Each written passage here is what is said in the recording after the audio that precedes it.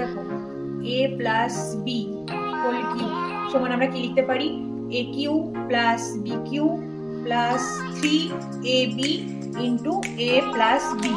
এটা হচ্ছে a plus B whole cube. এবার যদি মাইনাস থাকে a minus B whole cube থাকে মাইনাস থাকে তখন কি হবে a cube minus B cube minus 3ab into a, এটাও মাইনাস হয়ে যাবে মাইনাস বি। আচ্ছা নেক্সট দেখো a cube plus B cube সমান কি লিখতে পারি a কিউব প্লাস দুটো সূত্র আছে। একটা দেখো a plus B into a square plus ab plus B square, মানে এখানে প্লাস হলে এইটা হয়ে যাবে মাইনাস।